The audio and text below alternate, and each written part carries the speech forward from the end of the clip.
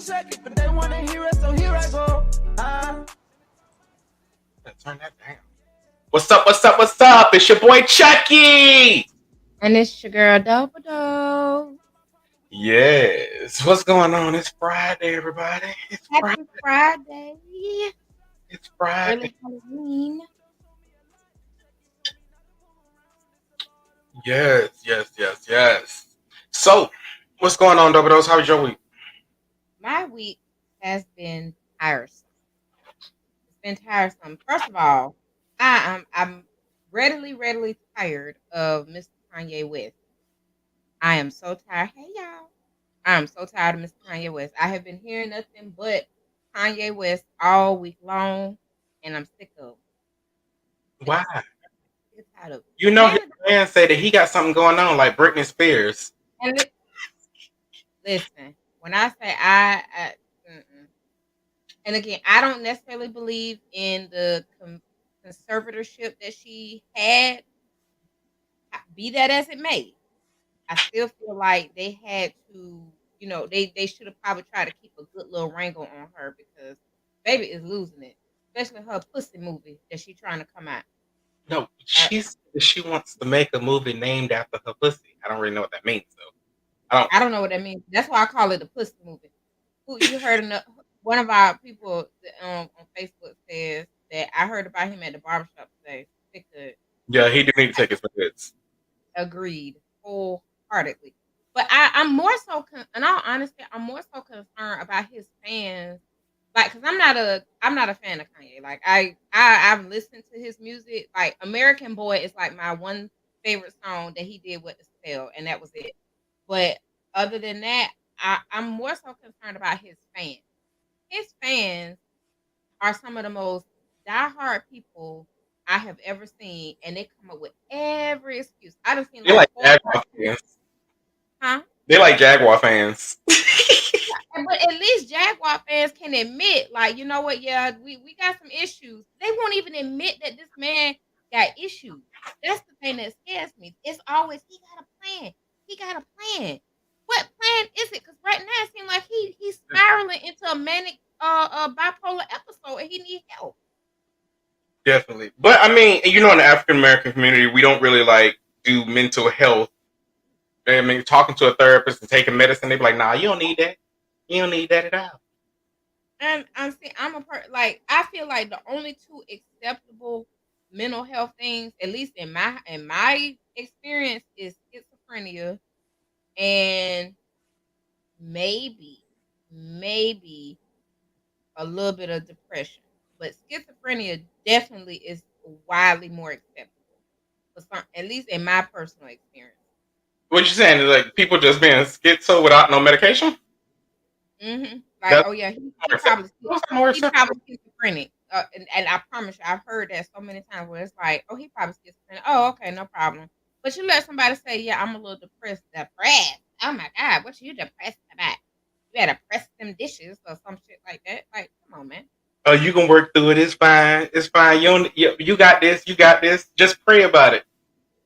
And I believe prayer, medication, and all that stuff can work together. I think it all can work together. I say sometimes you may have to leave off the prayers because sometimes them little thoughts be getting you in the wrong places. You may just need the meds. The meds may just be what you need. Just saying. Somebody says in the comment section, says, but why now? Why is he being canceled when he disrespected the Jewish community but not the black? Because black people kept supporting him. Yeah, black people gonna support you no matter what. His fans continue to support him and make excuses when he came out, and even when he came out and said slavery was a choice. And just like last week, what was it? Last week, the week before, when he had that White Lives Matter shirt on, ain't nobody stopped fucking No. with Kanye. They didn't. Not one black person. All his fans once again made an excuse for his raggedy ass. They made an excuse and still kept saying, "Oh, he got a plan. He got a plan." Now he was beefing with Harriet Tubman for the longest. So now I don't even understand that. I don't even understand what Harriet did. Listen, it's something he came out saying that Harriet should have, instead of taking the people to the north or something, she should have did something else. But I'm like, you you do what you're able to do, and what was freedom was going to the north. Like what when he said that, I was like, first of all, I'm done. When they came out with the whole gospel song and his little church thing, Oh, you ain't like his gospel album? I didn't even. I don't listen to his music. Again, American Boy with Estelle is about my only song I play. I'll play and be like, and sing his part. That's it. But other than that, you stop. So we got a comment that said that they stopped messing with Kanye when he left Stacey Dash at the airport. No, I would have left that bitch at the airport too. That whole crazy by her damn self. He be hanging out. Who was that lady that was wearing the White Lives Matter shirt? I mean the White Lives Matter. Who was he with? Candace Owens. Yeah, and she even kicked him to the curb too now. Of course, because people are starting to drop him. I did.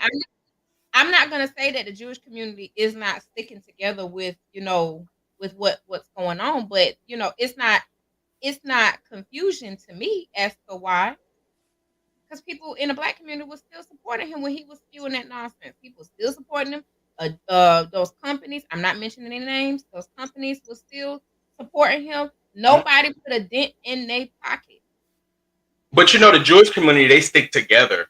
Black people, we will cast somebody, out. We'll cast somebody out, but we don't really like stick together. The Jewish community, they over there make a whole they making diss tracks. And I mean, but even that has historical implications as to why that happened. Like, I don't want to get into that. Like, that's a whole nother rant. And I got the reading material to back it up. I don't want to get into that whole rant right now. That's too long. We'll be here for 8 hours. And I got plans later. Really? Oh, you got plans? I do. You so nasty. What it is Friday? Y'all doing Florida, Georgia this weekend, ain't y'all? It is Florida, Georgia weekend. I'm probably not gonna go to nothing. I haven't. The last time I went to Florida, Georgia event, I got assaulted, and I don't want to go back. I did not have fun that night. I got assaulted, and I'm just like, you know what? This is not. That last comment that we just got from the Facebook viewer, I think she pushed, and the comment is, I think she pushed Kanye to act the fool to lose his endorsements so he could invest in her company. I didn't know she had a company.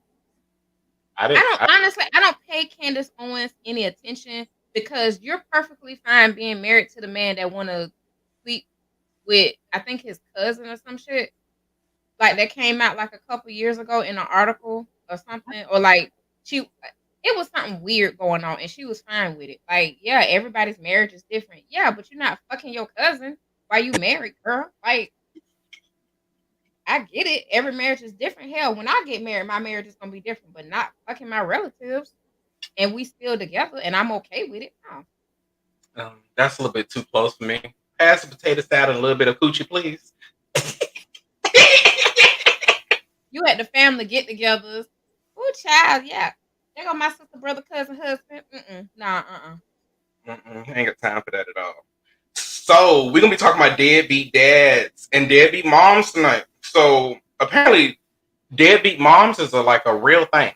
I didn't realize how many mothers just walk away from their kids.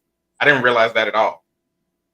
I see both sides of it. I see both sides of it because you got some women where being a mother was placed upon them, and they stayed. They stayed the first couple years or however long in the relationship and taking care of the kids, and then the husband or the baby daddy or boyfriend cheated and did what he wanted to do, and it's almost like the roles are reversing where they leaving the kids with the father, and they going off and having affairs and getting their life together, getting their schooling and all this other stuff. And honestly, I don't consider that deadbeat.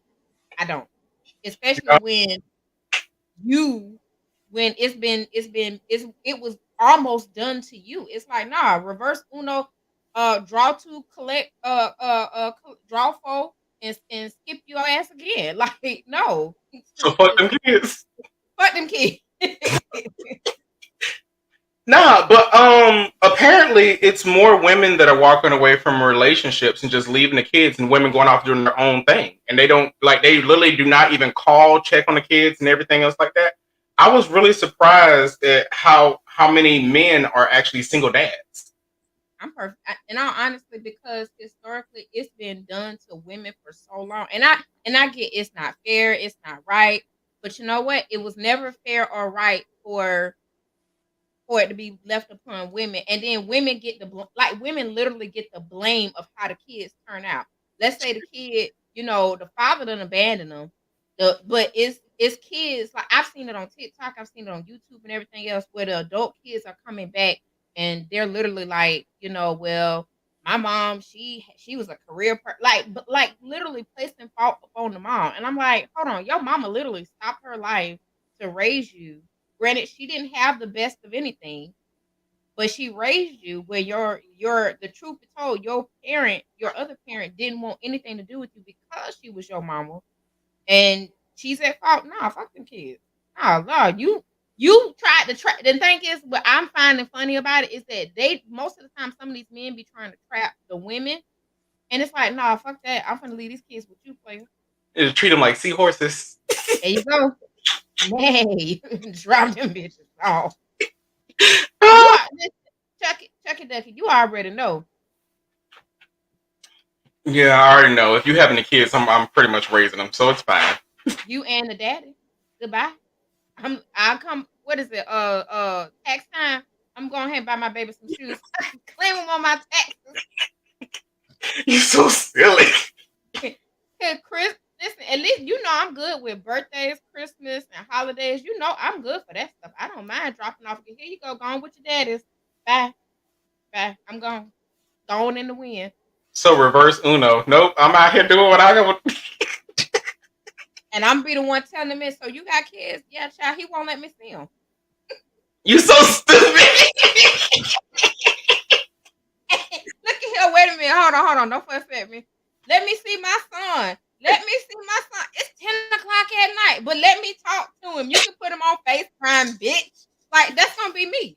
I already know it.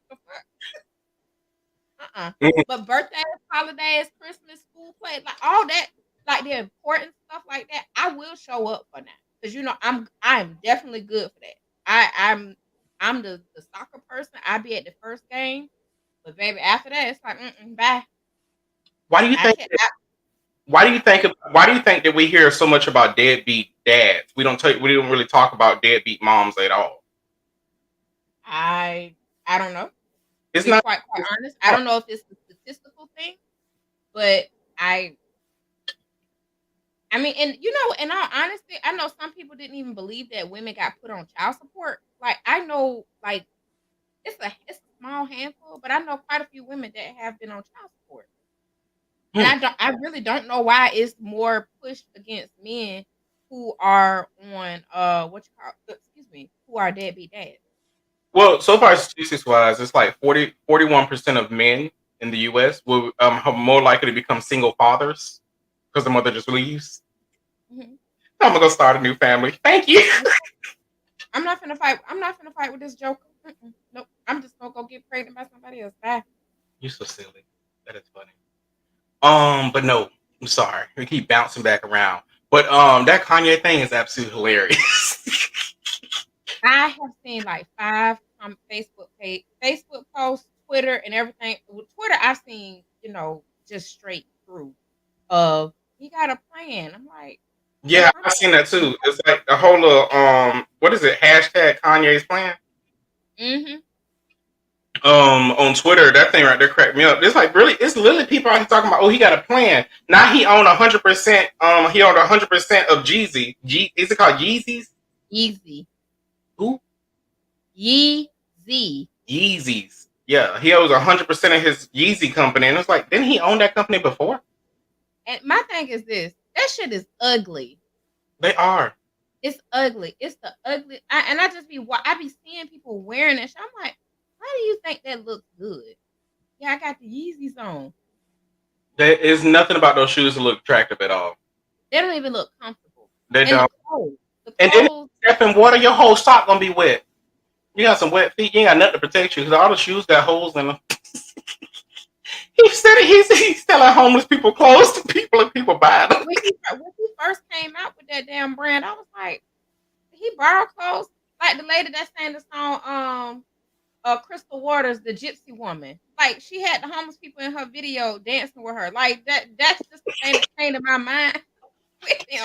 Like We just needed people here. Y'all come over here and make $5. exactly. How can you some chicken?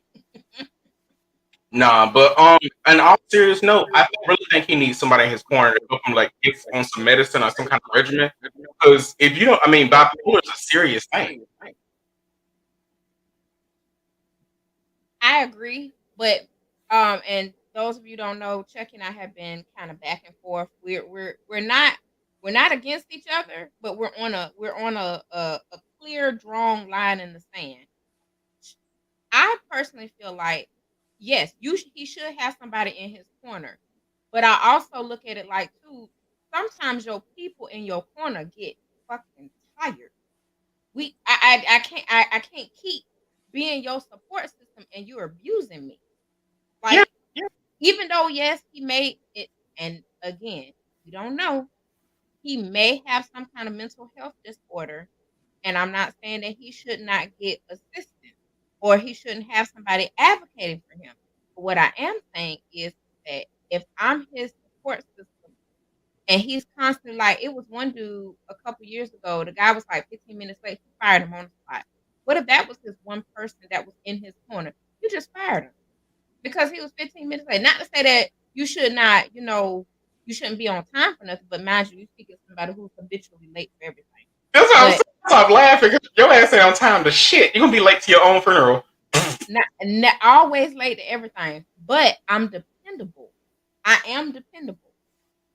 I mean, but my stance on that is in our community, like when you like soon as you hear somebody say they have mental illness or anything like that, we cast them out. You don't really like it's not really like we're standing there trying to help them through that time. And we cast them out. And then to me to just like it doesn't make sense. Like at the end of the day,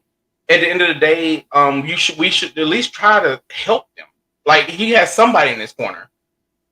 I mean, he did have his mom, but after she left, it was just like he just lost it. I don't know if did he just threw away the regimens, and then Kim Kardashian didn't seem like she cared that much.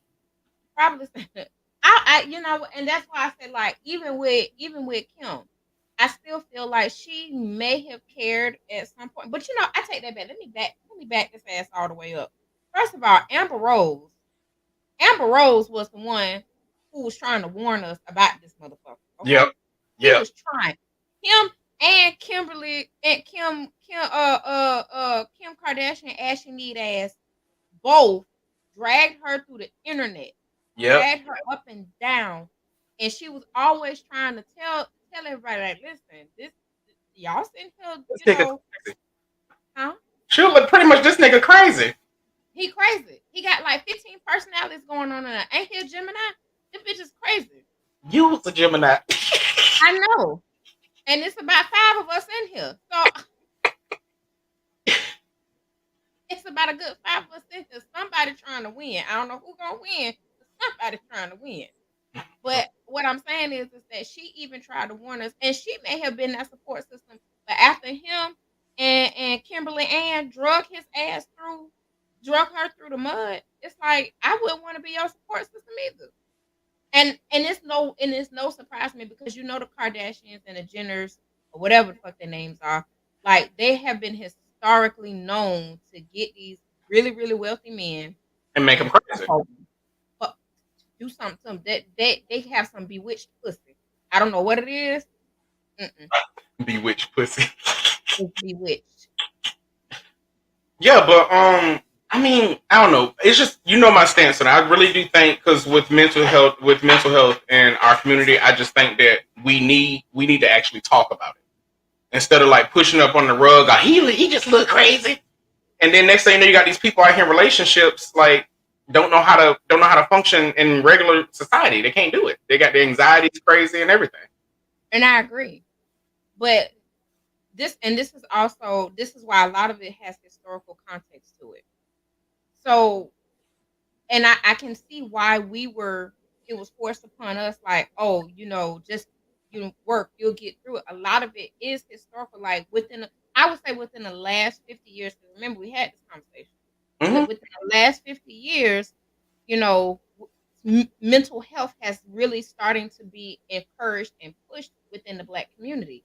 You Mm-hmm. got almost 300 to 400 of those years where we were not encouraged to go. We weren't even encouraged to go to the doctor for a fucking checkup. Like, come on. And we Yeah. had one doctor in the whole community. The That's all whole community. Say what now? That's all Black people. Exactly. So, and just think, like, you got these centuries of trauma built up to where it's like within only the last 50 years where it's gonna be it's you have these organizations and these groups where it's like, okay, come here for free assistance, come here for low cost assistance and all this other stuff. And then you still got to keep in mind that there are still not a lot of Black psychologists. And it's hard, and I mean, granted, just looking at it from the aspect of looking at it from social media, you have Black psychologists and even, Black regular medical doctors that are telling people like there is a huge disparity. And that's what's causing Black people to still not go. Because, I mean, let's be real. I'm a 33-year-old woman. What the hell it look like me talking to 55-year-old, 55-year-old white lady that grew up in the suburbs? She don't know shit about what I'm talking about. Yeah. And just like even though it's on Twitter, but this lady talked about how she's a psychologist, they were getting ready to do a psych eval on a Black woman because they said that she was beating herself in her head. She was just patting her scalp, like it was itching, like how we do. She was gonna get locked up for it. Baby, she had to roll her up and said she's. And then it was another one. I think it was a Black man. It was a man. He said they wrote up and said that the previous doctor said, yeah, he's confusing me with his family member. And he asked him, he said, well, what do you mean he's confusing with his family? Yeah, he kept saying fam or cuz. I was like, you don't even understand. Like it's to the point where they don't even understand the euphemism or the colloquialism, and like you want people to go to therapy. Like we gotta fix that disparity. I see a therapist. So that was my big thing when I see a therapist. I literally I hit a lot of boxes. Like I went through trauma in my life. I have overactive imagination and sex drive. I have anxiety, depression. And the fact of the matter of all those things, and also me being Black and gay, trying to find a therapist that fits all those boxes is difficult. That somebody that's LGBT friendly, somebody that can know what I'm talking about because they're around my age range. It's hard to find a doctor that way. And see, my therapist, I love my therapist, and I looked up. I didn't have to look hard for my therapist. My therapist is a Black woman, LGBTQ, and married. Now, granted, she's a few years older than me, but it's like she still understands and can relate to when I'm with certain things that I'm trying to say, or like when I stumble on my words and stuff. It's not like, or whatever. Whereas somebody else, they might be like, oh, this woman has a speech impediment. No, man, like I can talk. I just sometimes I get all my words are starting to jumble up at once because I have so many thoughts going on. Yeah, it's like, okay, so I live in Nashville.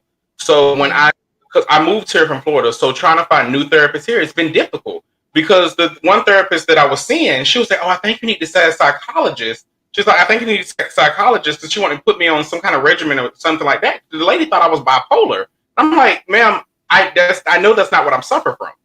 But she didn't understand. She didn't understand me, my culture, or anything that what I was or who I was as a person. She like literally, she's like she put me in a box to name me with something. I'm like, I don't have that. I know what's wrong with me. That's not what I have. I have anxiety and I have depression.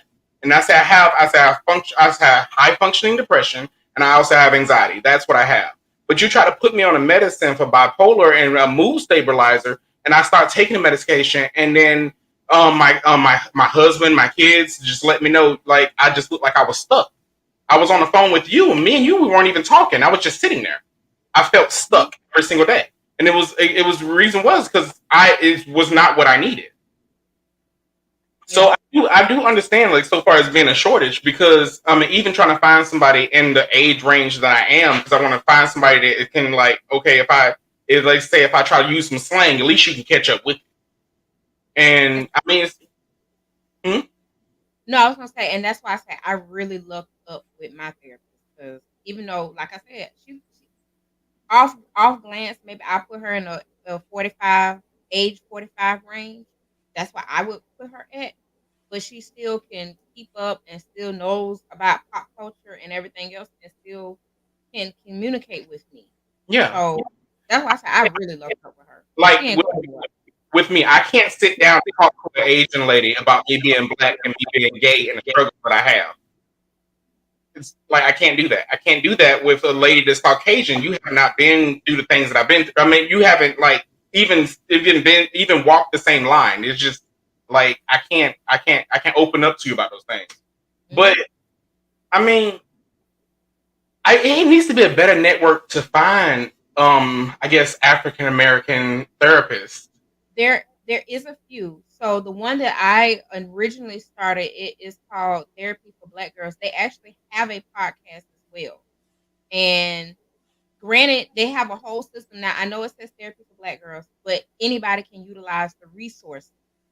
And then I think Meg the Stallion came out with a mental health resource website as well that can provide assistance to people and connect people to free or reduced therapy sessions or counseling or something that'll work with your EPA with your job. Is it EAP? Yeah, Yeah, that's Environmental Protection Agency. Jesus. yeah. Well, EPA. But Simpsons reference. Um, but yeah, so like even with that, I mean, there's other resources as well. And again, we'll share all of that stuff where you can get access to it and get the help that you need because like mental health in our community is getting at least in my perspective is getting better, but you still got to keep in mind you still got people who still got that mindset. I just got to work. I just got to work. I just put it on the back burner, put it to the side. I just got to mhm. work. Yeah. Just like go ahead. But how do you? I mean, my biggest thing is how do we get our people out of that? How do you get our people out of thinking, oh, I can work through this. I can do this myself. I can because the thing is that a lot of times, like I'm just saying as a black man, like me when I was growing up, oh, you got this, you strong, don't be doing all that crying and everything else like that, and it's like these are all normal emotions, but now I'm an adult and I don't know how to cry. I just try to blink a bunch of times, I stare, like, and I'm like, I know that I have that feeling, like, okay, I may need a good cry, but it's just be like, I don't know how to let it out. You already know how I am. I don't like to cry. This Don't maybe like it. because what we were taught, hey, suck all that up. What you Exactly. cry for? Don't be no Baby, little punk. I give you something to cry for. Yeah, don't be being no little punk. And And it's like since I've been trying to work through my own mental health things so that I can be a better parent. Like even with my daughter, like she cries, but I just let her do it. You can go ahead and cry, but you're not going to be hysterical. There's no reason for you to be hysterical. But go ahead and cry. Crying is good. It's okay to talk about your feelings. It's okay to let everybody. It is okay to let people know you don't feel okay. hmm and see And and, that's that's what and you now you know my thing is I don't believe in letting people see me cry. yeah. I Because do not, and I, you believe that's your weakness, and then people gonna use that against you. absolutely because I've seen people do. It. I've seen people do. It. I've seen people like broken at their brokest moment, and somebody take that moment and use it against them. And I'm like, how could you do that? Like that lets me that I learned that at an early age. Like I absolutely cannot show no emotion, But and I can. Mhm. I'm sorry to interrupt. Y'all, you can keep going.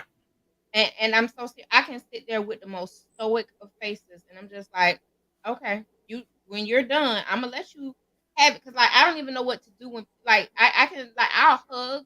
I am a hugger, so I don't mind giving hugs and stuff. But like I have literally been at the office with at my place of employment with people, and they burst into tears because something's going on. I'm just like, fuck is you doing? Like, we're at work. Like, are you crazy? Like, stop that. And I I didn't mean to tell it That's where slid you. out my mouth. It slid out my mouth before I realized. I told the guy, I said, stop that. Like, we're at work. She was like, I just had such a morning. And I took her straight to the bathroom. I said, wipe your face. I said, don't let these people see you. Don't never my go-to saying is don't never let them see you sweat. Don't But never let nobody see you. I don't want nobody to see that you broken me down. You'll never know. And but that's even but even within my personal relationship. I'm sorry, I'm gonna get it out. I'm gonna stop talking. But even with my personal relationship, I don't even like to share my emotions. I could be so in love with somebody, and I don't want. I don't want to tell them. but the I thing want to. I want to show you my love, but at the same time, I want to tell you. But the thing is that we got to get away from crying being weakness, because crying isn't weakness. That's a moment. That's a moment of strength. Because in order for you to be able to break down, and actually build yourself back from that, that's a moment of strength. It's not weakness. You look at your face. Yes, it's. I mean, that's. I mean, That's really the best therapist that I had was in Jacksonville. But yes, she literally helped me out with that. She was like, why do you think that that is a moment of weakness? You ever think about it that maybe you have so much stuff built up inside of you, you just have to let it out? That's strength. That's something that you're working through. If you're holding it all in, the next thing you're gonna do, you're gonna be like, what Lois was on Family Guy. I'm a tumor. I'm a tumor. I'm a tumor. And the thing is, I don't mind crying. I just don't like crying in front of people. Like if it's like a death or something, that makes sense. That's normal. Like, okay, that makes sense. You're in mourning. That's okay. But I'm crying because oh my God, my day has just been so stressful and there's people around. If you don't shut that shit up, I'll pop you. Like, what is wrong with you? Like, there's people around. You don't and you know how my mind works. I never know who's the enemy. I never know who are. Don't know. And I'm not gonna let them know like that this has upset me. If anything, you gonna think this bitch crazy. She ain't got no emotion. She's crazy as hell. But the thing is that that's not all. That doesn't work. It doesn't work. It doesn't work. It doesn't work. Balling up all your emotions in, and not letting them out. Because the thing is that when you do let them out, you may let them out in another way, and it comes out completely wrong. Yeah. And Like, I've experienced that too. because like even in relationships, you get people that's in relationships, and then they're like, oh, I don't know why he don't open up. I don't know why he don't talk. I don't know why he do all these things. Whatever. It's because how he was raised. He was raised not to talk. He was raised to keep it up, to keep your head up and just keep moving. That don't work. It doesn't work. Because No. you're gonna break down at some point, because your body can only take so much. Your mind can only take so much. And then once you finally break down, you don't want to break down. Then next thing you know, you are literally on the middle of 95, just stop traffic because you just can't move. Yeah. You can't go anywhere. And then you end up being stuck. To me, that is like the worst thing of mental health that you can possibly do, because you're holding all that in. You're trying to be strong for everybody, and next thing you know, you got high blood pressure. You don't had a stroke. You don't you literally have Bell palsy. Your body is literally shutting down on you because you don't know how to work out those things, that those simple little emotions that we were told that you don't need to do. That it doesn't work that way. Mm-mm. And the thing I will say, and mind y'all, those were all the issues that happened to me. Yes. Yes, I do have Bell's palsy. It's not as it's a come and go type of thing, to where like my face will just randomly do something and my eye will go off to the side, and that's because of my stroke that I had in 2020. And that is because I didn't know how to manage stress. I had everything going on, personal, work related, and it just my body was like, you know what? Since you won't sit down, I'm going to sit you down. yes. And the last So thing you want your body to do, your last thing you want your body to do is to put you down when you need it. And when your body puts you down, it's gonna knock you down. Like when I say down, Either you're gonna fall so deep into depression, you're gonna feel like you don't feel like you're on rock bottom. Or you're gonna be literally taking care of everybody else. You're trying to help somebody, and then next thing you know, they're burying you because you don't know how to work through your own emotions, your own feelings. Exactly. And when that happens, it also takes you away from the thing that's most important to you. Yes, and stress is the one killer. Mm-hmm. It is. Did you know that most people have heart attacks on Monday mornings? I can see that. Most people have heart attacks on Monday mornings because Monday mornings are the most stressful. You're going back to work. You're trying to figure out how the rest of your week is going to go and everything else like that. That is literally the top of your stress. So most people have heart attacks on Mondays than any other day of the week. And to me, we shouldn't get there. We should be able to express ourselves and have our emotions, work through them in a healthy way. Because there's also a healthy way and there's an unhealthy way of everything that you do. But I mean, some people unhealthy way is sex. Their unhealthy way is drinking. Unhealthy way is smoking weed. Other unhealthy way is taking on so much weight that you just feel like you're not stopping. You're not taking any personal time for yourself. Everybody think, oh, you doing good and you doing all this stuff or whatever. But really, you are literally putting so much stress in your body. Your body's just going to stop. Mm-hmm. Absolutely.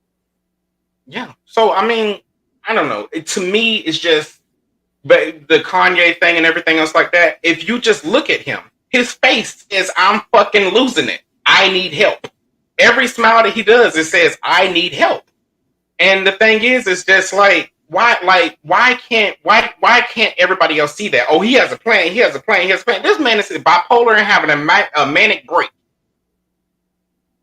And what you gonna do? Because right now he was at billionaire status. He's no longer a billionaire. And yes, his net worth was billionaire status because that was the endorsements and everything else like that he had. Before you go down to deep, let's explain really quick. Because a lot of people feel like if you have $1 billion in the bank, that makes you a billionaire. In order to be a billionaire or a thousandaire, you have to have assets totaling $1 billion, being $1 billion or $1,000 or so. You have to have more assets than you have liabilities. If you don't have enough assets, if you have more liabilities, you just sit your happy ass over there and be quiet. Yes. But if you have assets totaling $1 billion, $1 million, that's what makes you a millionaire or billionaire, not what you have in the bank. That's why I've seen that conversation floating around too, where people feel like, oh, he is a billionaire. He got money. No. No, he only had $121 million in the bank. $121 million in the bank when Forbes named him as a billionaire. And what made him billionaire status was his Adidas endorsements and all the other endorsements that he had. That's what made him billionaire status. Now he's losing those. What are you going to do? Because you're taking somebody that's used to spending money and doing everything else like that. What you going to do when that person is down here and they don't have anything to spend? Everybody going to turn their back on it. I can tell you that right now. They turn their back on it now. They'll turn them back on now. It's going to be worse. See, like right now, he still has money. He still has status. You still got people that believe in him. He still got something, lining their coat pocket a little bit. Mm-hmm. But once all of it's gone to he only has $100 million in the bank, everybody gonna turn. They're gonna look at him like he's a dirty napkin on the side of the road. Yay, mate, yay, whatever. Maybe having a breakdown, but he's been a fucking mega mess for years. Child. He been saying white lives matter for the longest. That's why I don't understand why the black community was so like, oh yeah, Kanye doing this, Kanye doing this. He does not even support this block. Oh, he does not even support this block. Like literally at all. For me, the man is, to me, he's crying out for help. It's literally like it's there, and like what are you gonna do? Because the only thing that saved him last time wasn't it Kim Kardashian saved him last time when he had went completely, he was going bankrupt. Yeah, when he came out with Yeezy, like the first couple years or so, that shit wasn't moving. Who was wearing that shit? Nobody.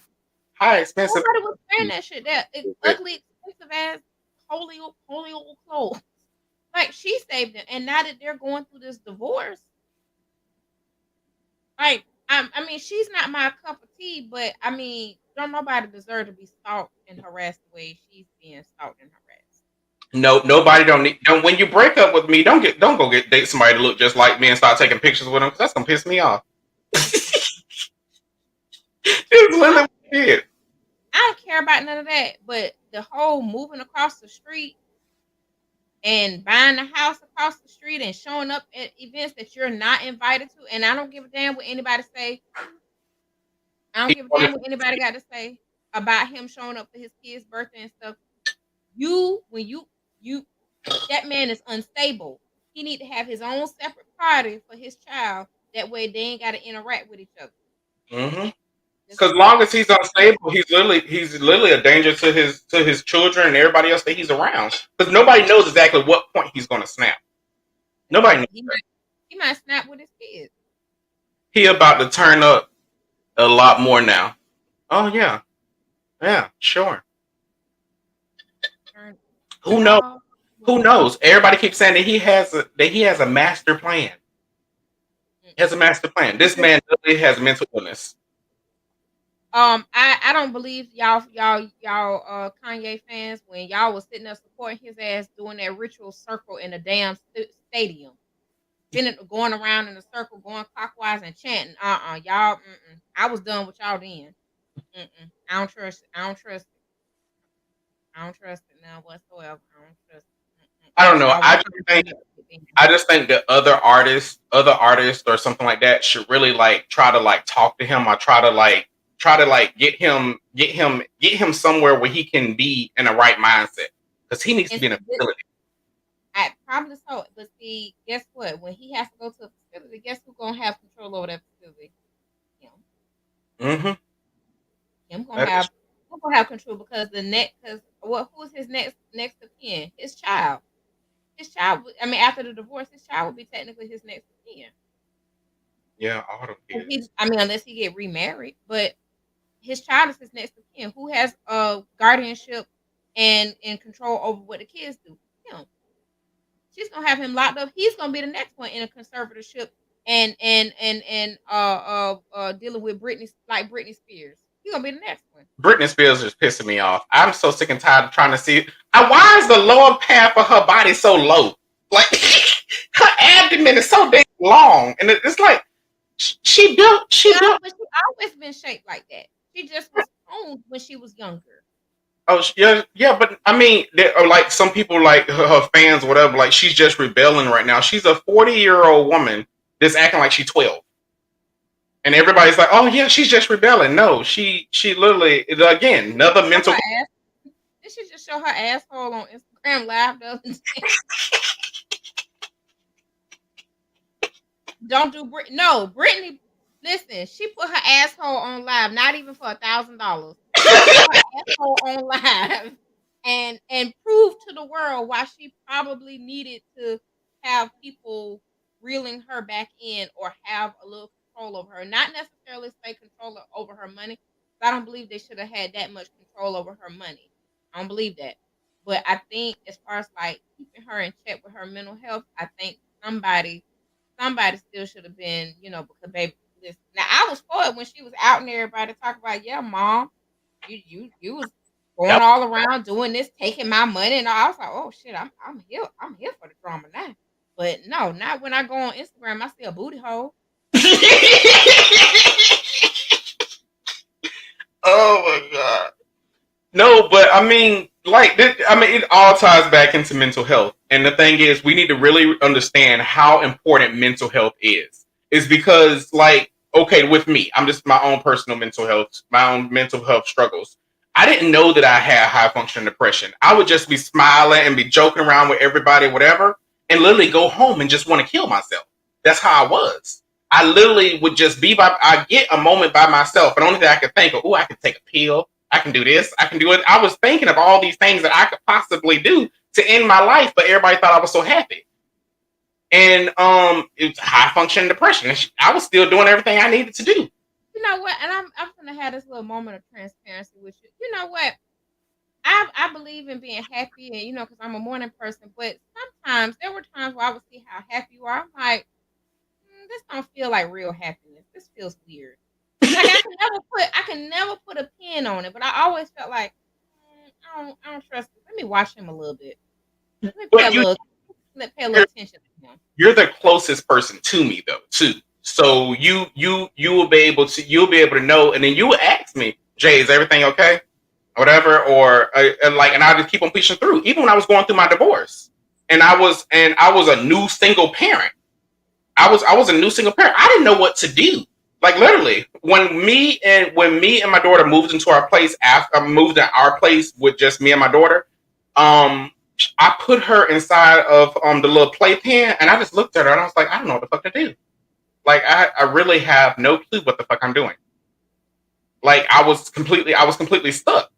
But I was still coming to visit, so they weren't by themselves. Okay, that's not what I'm saying. I'm saying I was going through a divorce and I was going through all of that, and I was trying to realize, how am I going to be a single parent? I didn't plan on this.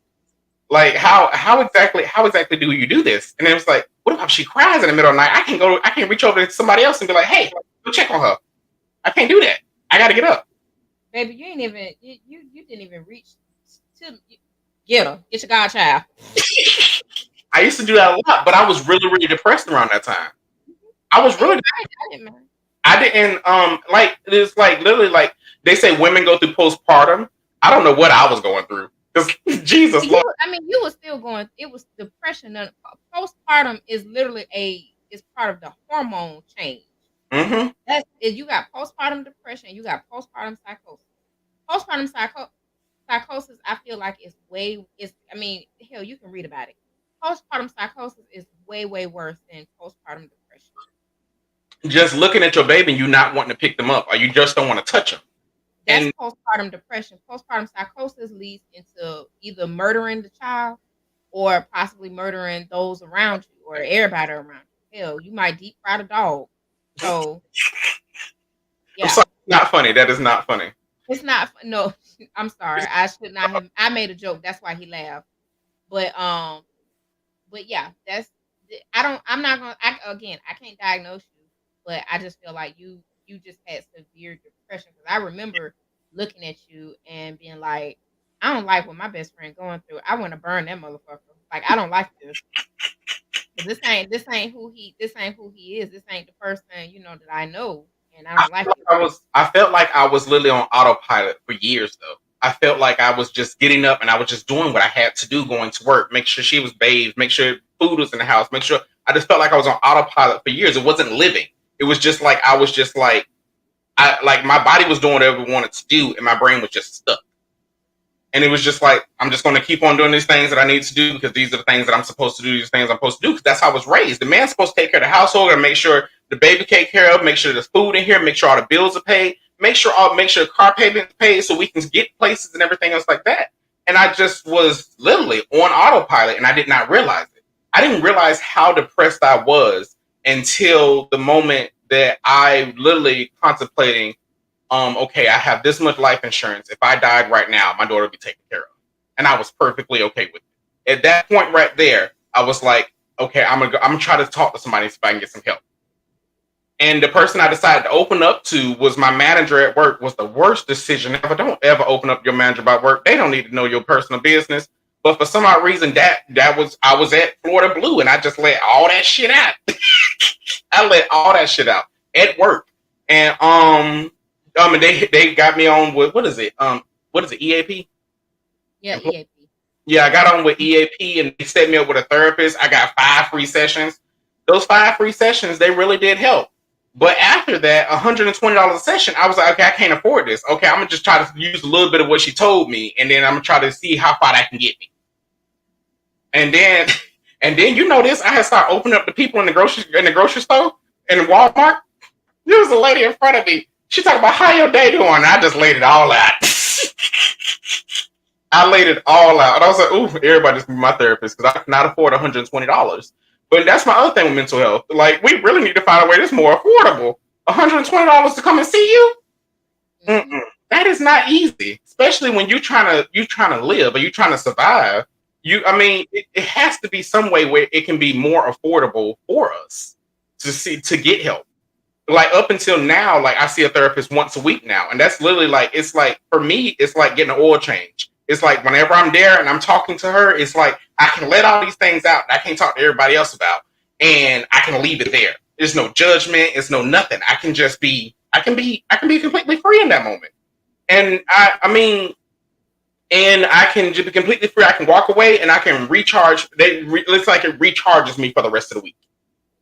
I can agree with that because that's how I feel after my therapist. Like when I don't know. I don't know if I sometimes I feel like I use her like a soundboard, but it helps because I just got diagnosed with situational depression, and is exactly what it means. It's based on the situation. Like the what is it? The two most times it really got me down to where it was like I just can't do it was when both my moms passed away. So I was like, yeah. And then like the more recent time was when I was going through a situation, and then I could not go to my mother to talk to her. It was like it just came crashing down all at once, and that helped because it's like I just need to. And I think she's kind of picked up on like, okay, she's not looking for advice just yet. She just wants to be heard right now. And see, that was my mom was good for that. You know, I don't know. She sometimes she would just be falling asleep on me and let me talk, but I would just talk at her, and I'm like, I miss that. I really really miss that soundboard that I had with her. Or like even if she was tired of hearing me talk, she was like, okay, I'm gonna give you the quick advice because I'm ready for you to shut the hell up, girl, and be done with it. But it was, I mean, that was okay because that was our rapport with each other, and I was fine with that. And it's just like I don't know. I don't know. I don't know. I don't know. I miss old girl. But I've been like I said, I see my therapist. I gotta get on a better schedule. Every 2 weeks, I see my therapist because at one point in time, I didn't see my therapist for like a month, and I was like losing my shit. I'm like, this ain't gonna work. I need to figure out how to get over this insurance shit. Mm-hmm. Because my insurance, they was like, oh, you got to pay 120. I'm like, I just paid y'all $25 copay. Why I got to pay y'all $120 now? I can't afford that. So I said, yeah, I ain't doing that no more. Skipping out on a month. Can't do it. No, because it's like even if I don't talk to my therapist, I don't talk to my therapist. It's just like, okay, Jay, what? Okay, I feel like I cannot get those things together that I need to get together in my brain because I have anxiety, so my brain goes and it's going about a lot of things at once, and it may not be big things to other people, but to me, it's like I need these things to go in order for my day or my week to be successful, if that makes Mm-hmm. sense. But it's like all things in my brain. It's like, okay, I need to make sure that dinner is made at this time. I need to make sure that the kids have their things they need to do. I need to make sure that I got to make sure I set at least 30 minutes to 2 hours to myself. It just depends on how it goes, but I need 30 minutes to 2 hours a day to myself. Literally no interruptions, and literally that's just locking myself in the bathroom. But I mean, for me, I found out that that's what works. Mm. And see, I can't I know for me, I can't stay because I don't have a household full of people. It's me and two little dogs, so I got nothing but me time unless I got to log into work. But other than that, sorry, it's Florida Georgia weekend. I just heard somebody outside screaming down the street. But I just I don't know what I would do without being able to have that me time, which is why it's so scary for me to be with somebody and they decide, hey, let's move in together. What? I don't know if I want to do that. Mm-mm. Well, again, I, that's something you may want to have a therapy appointment for. we actually did talk about that. We talked about that, and she basically said you're just used to being hyper independent, and you don't know how to let somebody else, try to help you or take control. You don't want it. Very hyper independent. Very, very, very independent. Don't care. I work 18 jobs before I ask the motherfucker for a thing. I could be in the hospital. I've been in the hospital bed like I need my work laptop. I can still work. I have taken your work laptop. Listen, everybody get a kick out of that. When I had my stroke, people get a kick out of it. I said Chucky took my laptop from me. I was like, I could sit in the waiting room and do some work. Your whole Like, side just stop moving. he Yep. took the computer from me, y'all. He took the computer from me. It was like, if you lost your goddamn mind, girl. Jesus Lord. But yes, I'm sorry. This whole liquid diet for me, I'm just I don't know what's going on. I don't know if my stomach just growled in this whole liquid diet. So I'm like, let me drink a little bit more water. I drunk all my water. You saw me eating on my ice. So anyway, but back to kind of round it out a little bit. Mental and Mental health is important, especially in our community. And I'm gonna need y'all to get on board. Yeah. Those who are listening and those who are watching us, get on board with going to therapy. I don't care if you go to couples therapy. I don't care if you go to individual therapy. Let me back that ass up. I think you should start off, even if you are a couple, you need to start off individually and Yes. figure out yourself. Yeah. Then go into couple and probably even family therapy, because let's not forget, these little ones, they go through things too. Yes, they do. Don't discount them just because they little. Yes. And please don't discount them children, because the things that these kids are exposed to nowadays, like they're exposed to way too much. And It's a different world when we were little. exactly. And please don't misconstrue what I'm saying. What I'm saying, what these kids are exposed to, you have people who, like, you got more accessibility to more inappropriate things, in a more inappropriate content, and kids are not. And I'm not even talking about anything sexual. I'm talking about, you can go see these. It was difficult for me to find a snuff film when I was a teenager. Like now, I can Google that shit and it pops up. Oh, that's all. Please have parental controls on your kids' stuff, because I don't know. I mean, no, let's be realistic. These kids can break through that stuff. That shit ain't hard to break through. It wasn't hard to break through when we were kids. That is true. So I'm just saying, I mean, like, let's be realistic. Like, that's what I'm saying. Like, some of these kids are exposed to so much to where it's like, it to me, it terrifies me. Like, I don't even, like, me and you've had this conversation, like, with kids and mobile devices. Like, I don't give a fuck. I don't give a damn how old you call me. I don't care. Me personally, I don't like the idea of kids getting cell phones. I don't care about a tablet. I don't care about none of that. Yeah, because it does open them up for cyberbullying and everything else like that. But yeah, I mean, I guess I do understand where you're coming from, because it does open them up to a lot more things. And then now we're in the thing of we're in a time where it's more. I mean, people are more about how you look, how you dress, what you have, and everything else like that than what other things that are going on that are more important. I mean, if you don't have Jordans, if you don't have nice shoes and things like that, you get picked on. You don't. I mean, so it's school. School is a lot different. Yeah. And where are you going? No. I just saw a comment that said, "I love therapy," and we love therapy too. We love that for you. We want you to go to therapy. Yes, and then honestly, the thing is we're getting your children to therapy when they're little or when they get younger. It helps them, because the same thing, you need like a physical checkup. You need mental health checkups, and I'm a firm believer that why, if you see the dentist every 6 months for teeth that are in your mouth, why can't you see somebody about your brain that's literally controlling your entire body and everything that you do? Why? I mean, you get your children into therapy. Start it young. That's why they know. Okay, this is normal. This is something. This is something that I need, so that I make sure that I'm okay.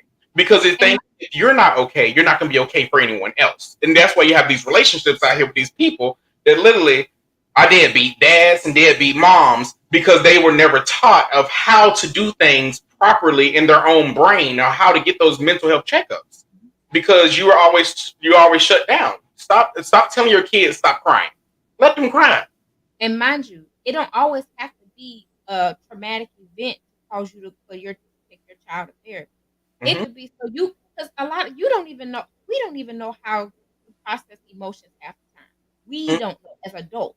What in the Sam Hill to make you think a child would know? Let them go. Let them sit in on therapy for a little while and let them learn.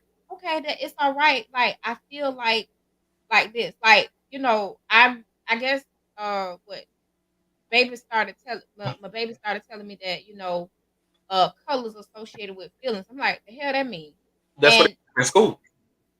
see, we didn't learn that in school. It was like I feel I don't know how I feel.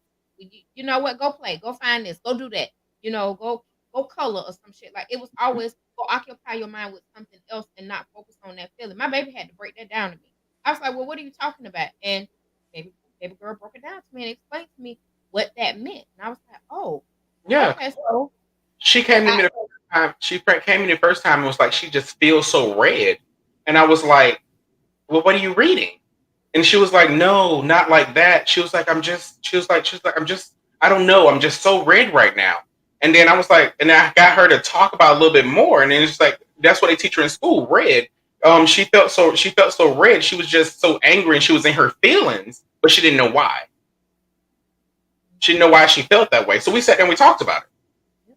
Now, the one time with her, she told me she felt blue. I was like, "Do you always feel blue?" She was like, "No, not always, but sometimes I feel blue." I'm like, "Do you feel blue now?" A little bit. Why do you feel blue now? Mind you, it was because, well, we were supposed to go to Red Lobster. Oh, that's why your ass feel blue. Okay, whatever. You trying to trick me, little girl. I I'm mean, sorry, I said that. she do like to eat expensive things, which is the weirdest thing ever. I didn't know a 6-year-old to like to eat expensive crap. Jesus And Lord. had lobster. This 6-year-old that's had lobster, like nicely cooked, tender lobster. Yeah. Yeah, we went to Buffalo Wild Wings. She's talking about, do y'all have steak? What do you need steak for? You finna get some wings. Oh, I didn't want wings. My baby wanted steak. But yeah, I mean, it's all about talking to your children. It's all about talking to your children, and also, I mean, getting them to talk to somebody else. Because at the end of the day, your child's not going to tell you everything. No matter how much you want your child to tell you everything, it's not going to happen that way. And the reason why it's not going to happen that way is because we live in a different time, and there's too many things that are going on in the world. In the world, your child's not gonna always feel comfortable to come to you and tell you they have a crush. And sometimes it's good for to have a soundboard so you may know a little bit of things that's going on in your child, so you may know exactly why your child is doing something a certain way.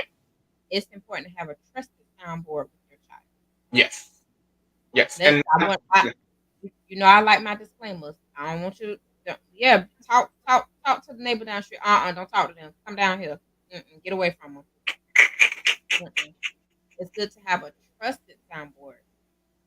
Like, 'cause everybody ain't a soundboard. Sometimes some people is a goddamn speaker. yeah, and some people use the things that you say, like you said, against you, and that's where we get lost and shut ourselves. That's where we get lost and we shut ourselves down. But the Mhm. thing is that I mean, once you talk to your child and your child has somebody to talk to, they'll be able to determine what's good people to talk to and what's bad people to talk to.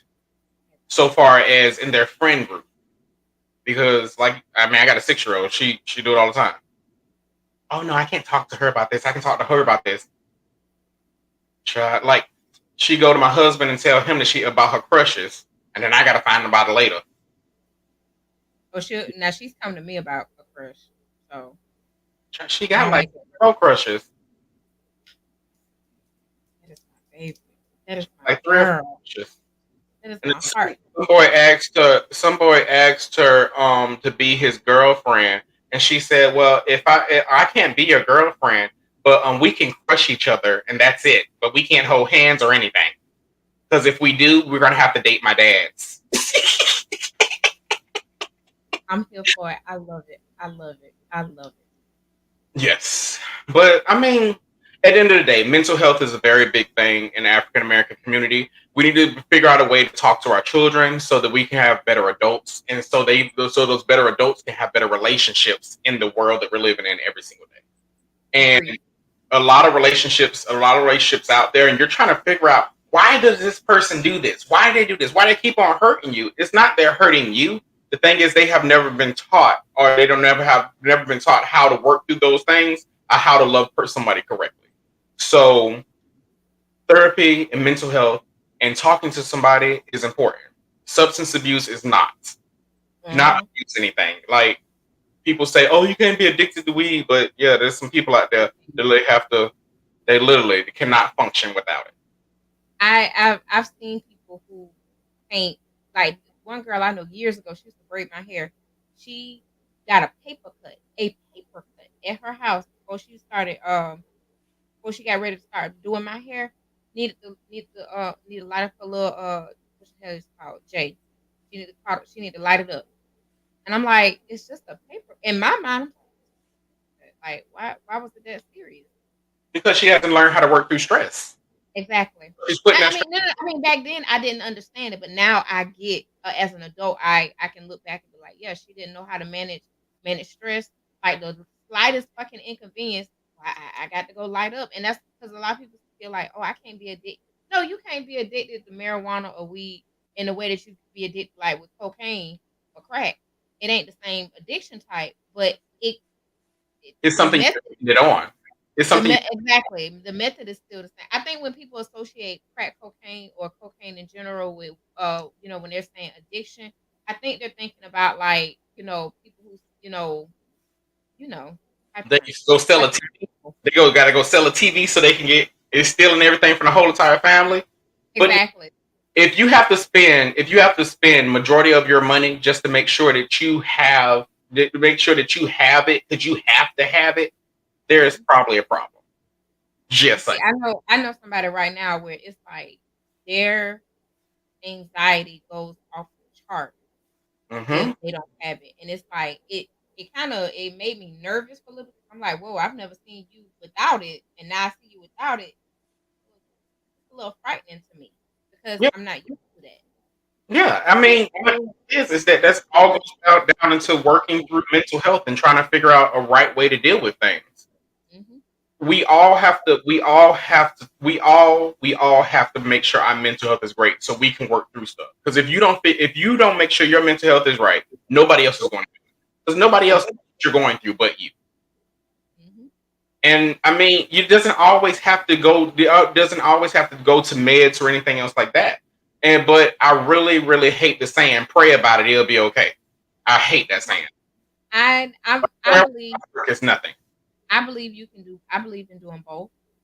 I I yeah. don't I believe you can do.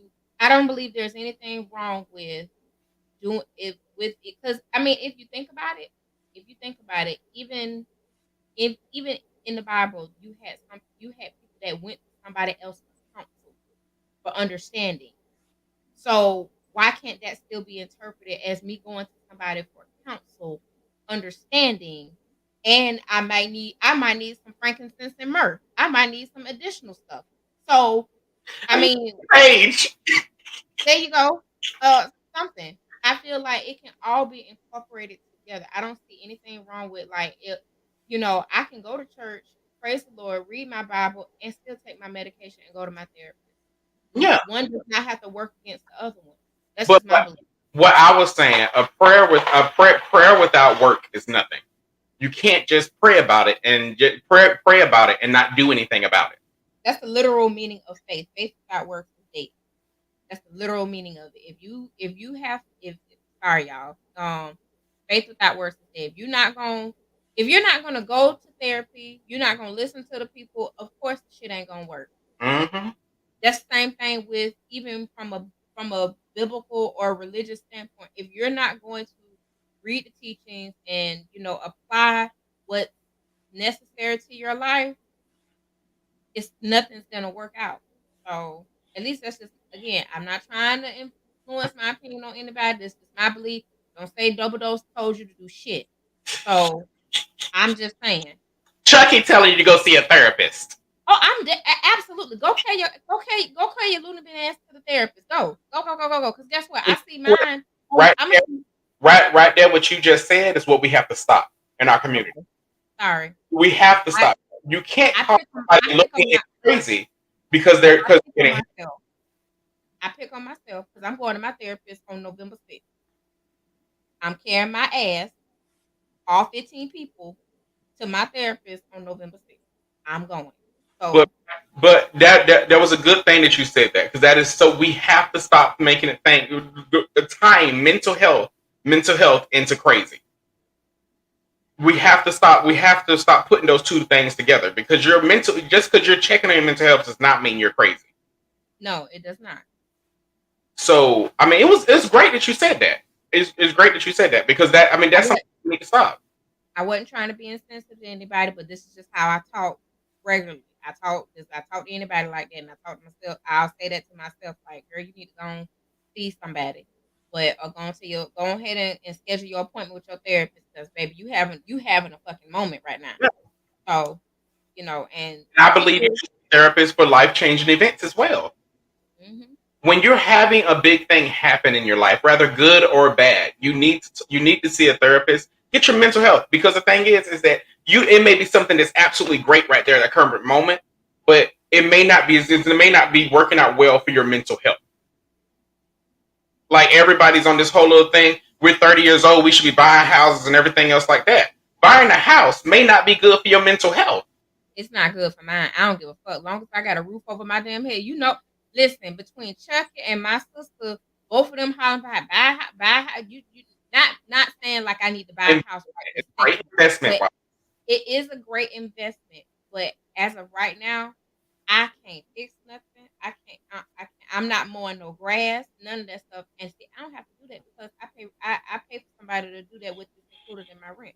I ain't gotta do none of that shit. If something break down right now in my kitchen, all I gotta do is put in an emergency request. Somebody be here 8:30 in the morning, long as my dog's locked up. What I said. You went completely left on what I said. I'm sorry. I was talking about what's good for your mental health, and you just But that is that is good for my mental health. Is something I don't have to, because you know how I worry. Yeah. You know how I worry. I'm just saying, I mean, a roof. One of our good friends just got a roof, $20,000. Who the heck got 20 bands just sitting around somewhere? I got kids. I ain't got 20 bands. This is what I got right here, y'all. I don't know if y'all can see this, but this is a nickel. That's what I got. This is what I got on here. This is what I literally put my hand on as far as cash. A nickel. Who's on the nickel? That's change. Who's on the nickel? What president is this? Whatever this John Hamilton, whatever this president is on this nickel, that's what I got right now. And I'm gonna put him right here. That's change. That's not cash. I just want to correct that. I'm just saying, it's a liquid asset. This is what I got. I can't buy no roof with this. Them people gonna think something wrong with me if I say, hey, here go, fix my roof. But also work on your mental health also will help you from having sex with the wrong person, or starting something with the wrong person as well. It definitely will. Because when you know that you're okay mentally, you know when to walk away from somebody that's not okay mentally. They're not good for your mental health. I'm gonna have a conversation with a separate subset of people, because sometimes you might know that might be the wrong person, but they got the right tool. That dick be good. I heard somebody say this recently. It touched the bottom of your coochie. Like, yep, that's it. It touched the bottom of my coochie. That's what it was, and it just made me feel like, I don't need to go to therapy no further. Yeah, some crazy people do have really good. I mean, not crazy people. Some people do have really good dick, but they also have really big problems. And is that what you want? Is that what you want at the end of the day? I'm just saying. But the dick is attached to the problem, and that's what I need. You're all I need. You're all I need. Getting stalked, getting followed around. That's it. I mean, but again, that is literally mental health. You end up in relationships, and then next thing you know, you with somebody, and they saying, "If I can't have you, you can't. Nobody else can have you." And that's not what love. You need to learn what love. You need to learn what love, like, and all those things is. Because yes, I do believe I advocate for anybody. Anonymous sex is great. Having sex with somebody anonymously is great. And, but the thing is that long term is what I'm talking about. So far as relationship wise, long term, you got to make sure both of your mental health is good. Because if their mental health is not, and then next thing you know, you end up in a violent situation because this person's like, if I can't have you, nobody else can. That's not scary. Like, we know somebody that happened to. They went to school. Their parent had that happen to them when we were like what in the 6th or 7th grade, we Yeah. would have been, where their parent was killed by their partner on their way out the door, on their way to be dropped off at our school in middle school. And they was like, if I can't have you know what, nobody can kill their parent in front of them. And then they died, what, a few years ago? The Yeah. same From the exact same way. way. And Yeah. it's terrifying. Like, I don't want nobody, don't ever love me so much like that. Leave me. You can leave me. You have, listen, leave me. But that all ties into mental health. It And does. when you working into your when you're working on your mental health, and you know what you need in your life, you know what to walk away from. Nobody is above you. Nobody. I don't care who it is. Nobody is above you and what you need for your happiness.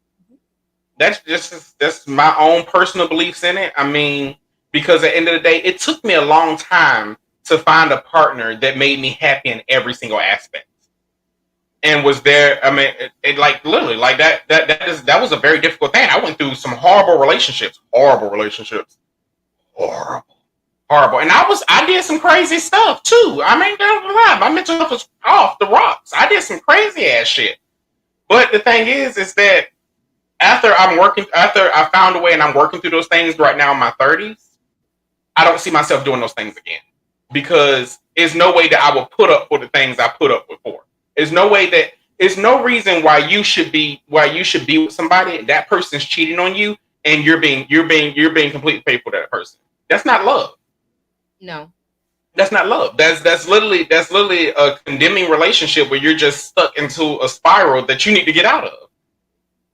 I can agree with that. And again, that's their mental health. That's their they can't find happiness in one person because they don't know what happiness is. They don't know what love is. So look, they have you at home, and they still want to they still want to talk to somebody outside on the street. Mm-hmm. And again, that's all mental health.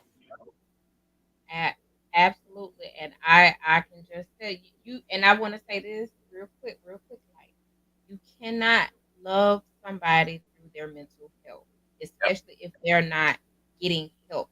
I may not be saying it correctly. I'm not saying you should not have love for them, whatever. What I am saying is that your love is not enough.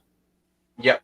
Love is not. Love is never going to be enough, no matter how much you love them, no matter how much you sex them, no matter how much you cook, clean, whatever. You can't do it. It's not possible. They need to go get that help on their own. Mm-hmm. Yep. And then people be like, it's okay to love them from afar, though. I'm not telling you to give up on somebody. I'm saying love them from afar, but keep in mind, it's like, you know what? I can't love you in person right now. I can love you from over here. I can check in on. It's not actually that. It's you learning this person cannot love me properly. You can't love me properly, so therefore, I can't be with you. Again, that ties back into you, not that other person, because you can't work on somebody else's mental health if they're not working on it. You can only work on yourself. So far as working on yourself, if you see you're not being loved properly and you see you're not being loved the right way, walk away from it. At the end of the day, there's somebody else out there. Yes, your heart may be hurting. You may want to cry. You may want to scream. You may want to do all these things. But at the end of the day, there's always somebody out there. I said muscle memory. Muscle memory. But muscle memory, real. There's always somebody else out there. There's not. I mean, honestly, I've been in relationships where I argue every single day. I can't do that. It's draining. It's mentally draining. It's tiring. That's not happiness. I would rather leave you alone than fight with you every day. I would rather not be in your space. And you can't understand how I feel or what I have going on. There's no point of us being together. And that's working on your own mental health, because you can't help that other person. You can only help yourself. And I mean, I know again, you can't tell somebody to walk away. They walk away when they're ready. Everybody says that or whatever. But the thing is that when you're working on your own mental health, you know exactly when to leave. You know exactly, okay, this is not working for me. This is not what I need.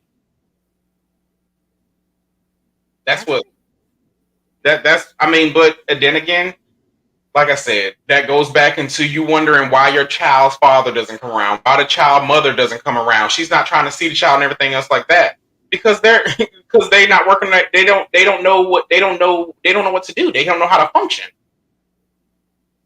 And just because you sleep with somebody, don't mean you're gonna keep them. So I mean, babies don't keep nothing. No, don't.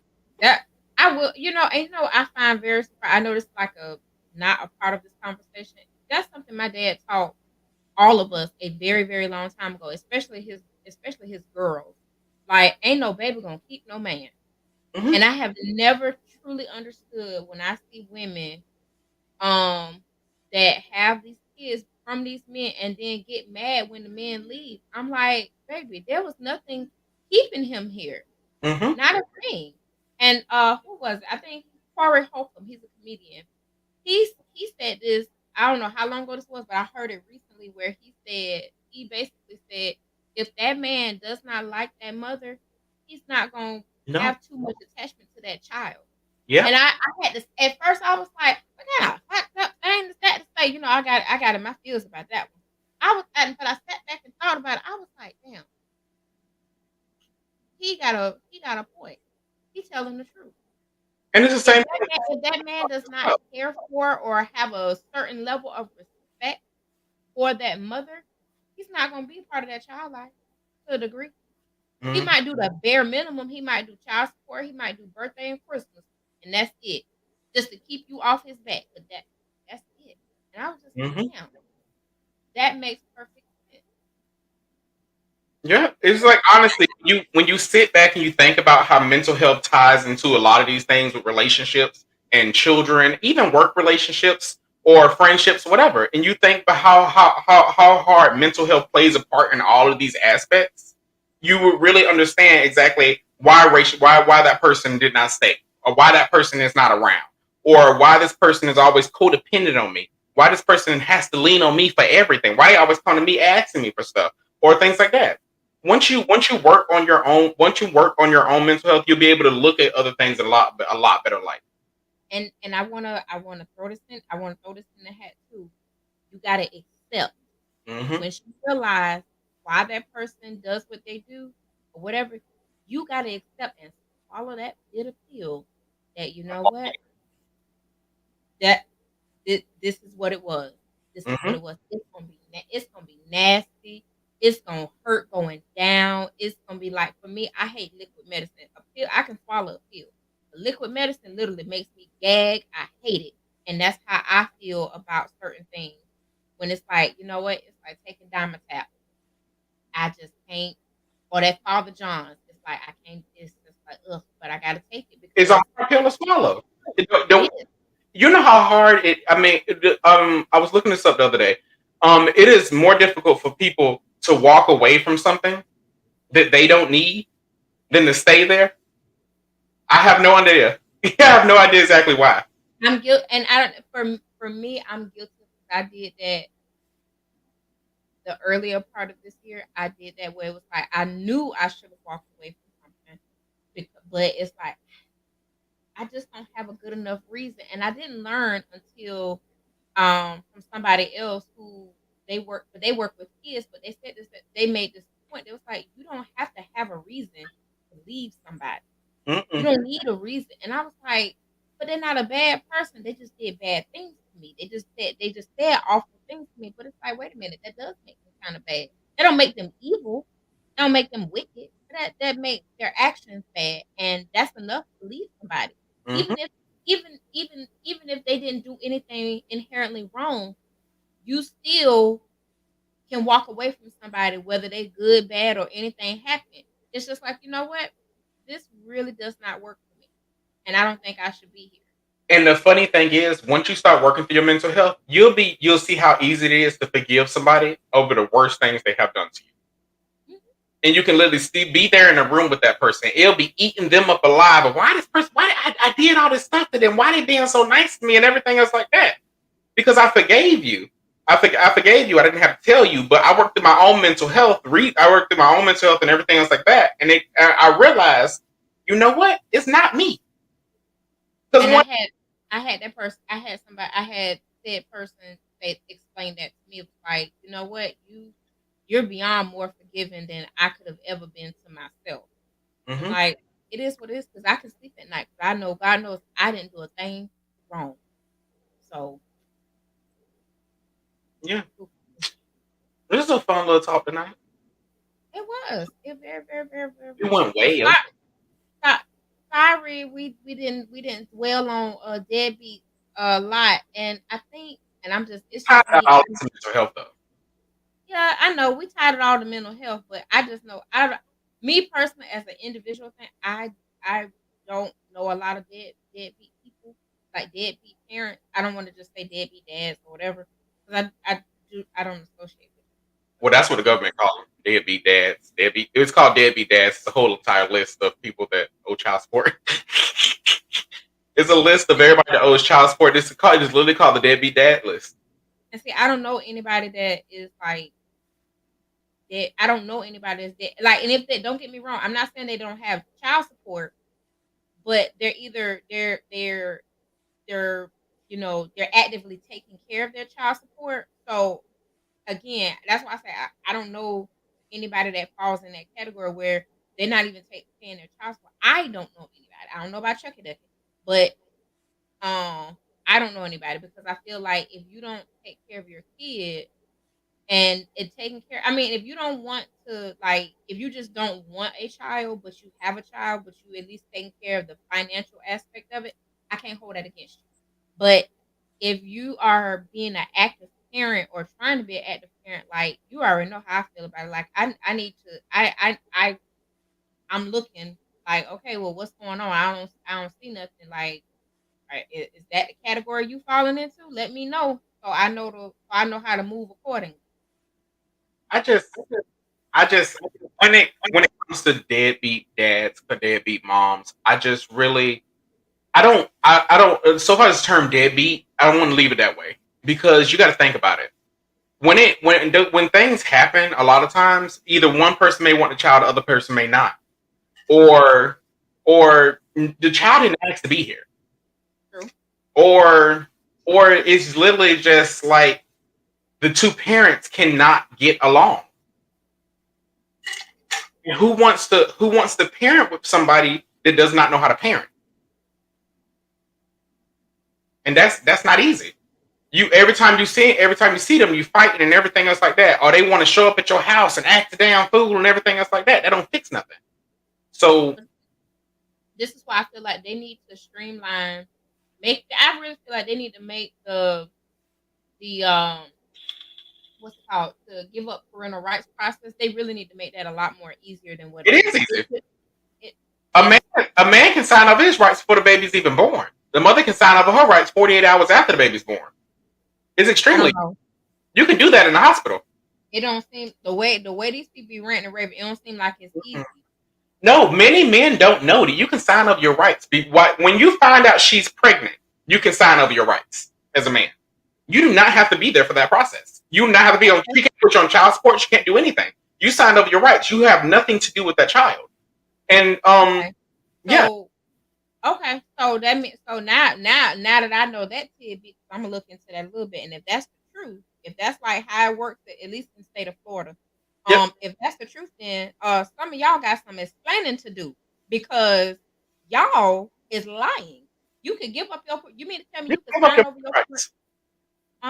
So now it's now knowing this tidbit of information, now it just sound like you want to control that parent. That's what it is. Yeah, I mean but that all ties into not knowing how to do things correctly. Because you can go to therapy, you can look. There's co-parenting therapy you can go to learn how to co-parent together. This all leads back into the same thing, therapy. You can do all these things lead right back into each other. Just saying. Whoever's out there, if you think you're gonna have a baby with double dose, just know I'm signing no parental rights the day I find out there's an egg floating in there.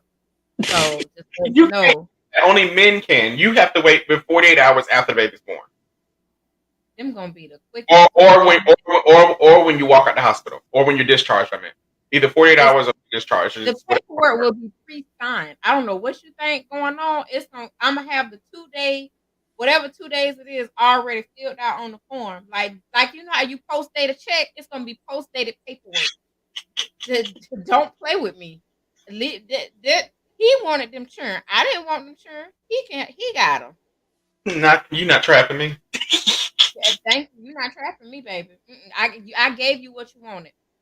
This is But like that Reddit story that was floating around. I'm sorry, that Reddit story that was floating around. That man was hot pissed.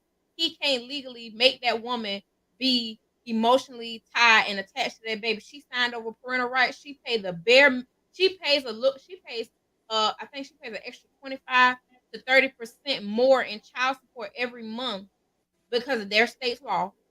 She pays an extra 25 to 30% in child support each month. She got her body redone and everything. And baby, him is hot. That's a real Reddit story that's been floating around for the last couple of years. And baby, he hot pissed that he said she won't pick up the baby if she just would be if she would just be an active participant other than just paying the finance. And the court can't make her be an active parent. mm-hmm. I love it. I said, but I don't know who this woman is. I feel like her name is Rachel, and baby Rachel is my idol because that's what I'm gonna do.